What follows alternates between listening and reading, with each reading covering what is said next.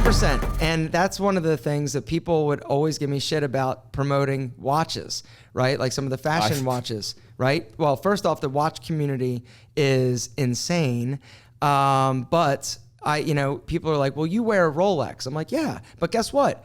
A 24-year-old dude coming out of college doesn't need to spend a lot of money on a watch, but he wants to have a watch that looks cool. And so I love all watches. It doesn't matter if it costs $100, a Timex Weekender's $40. I love them. I'm a watch guy. Yeah. And so, just because I don't necessarily wear it, I can afford not to, or I can afford what I want or something like bigger or better or whatever, doesn't mean that it's not a great product. And I think it would be awesome if I was, my demographic or a younger dude. When I made the men's lifestyle channel, I made one video and it has over 1 million views. It just popped off, and it was called "Why I Wear Cheap Watches."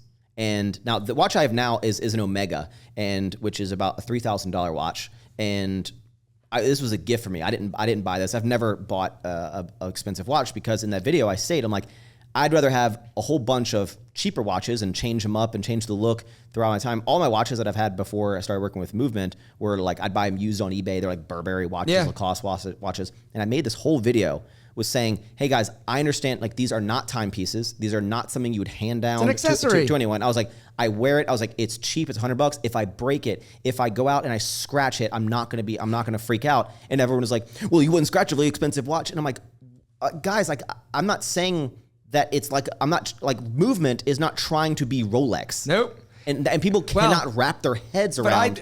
So one of the videos that I got canceled by the watch community, I did a video talking about why Movement is better than Rolex. I've seen it. And I got people like, if you have a $100 to $500 watch, you're like, you can't wear a watch unless I gave 5 reasons why, why Movement's better than Rolex. And one of the reasons was, if you lose a Movement watch, you're not that upset. If you lose your Rolex, you'd be pissed. And then I made a joke that that people thought that landed wrong about let's look at the heritage.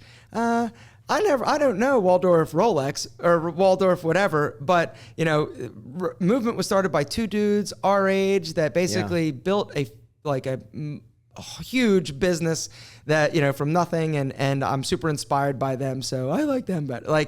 So it was a tongue-in-cheek kind of reasons, but people fucking lost their mind, and then I got set up by this other dude that I thought was my friend with this one video that anyway. People, the watch community is a strong community, but it's kind of like when I go travel, I have the one nice accessory I've purchased for myself is a Cartier Juste en Clou nail bracelet. Really? I love it. I bought it for myself, my 29th birthday. How much was it?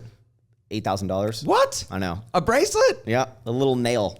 It's white gold. Oh my God, yeah, Max. I know. But candy. There's money in candy. This is 3 years ago. Oh my gosh. Yeah, I bought it. It was just like, I really liked it, and I bought it for myself. Sure. But for example, like when you mentioned, like, I don't care if I lose it. Like when I travel when I go to Cancun with my girlfriend, I don't take that $8,000 bracelet, because I throw on my $50 Movement one that I like as well, that I wear a lot. Yeah. But I'm like, because if I mess it up, I still like it, but I'm not going to be freaking out. So the whole watch community is insane. They're insane. And the only people that care about the brand of watch are watch people. Yeah.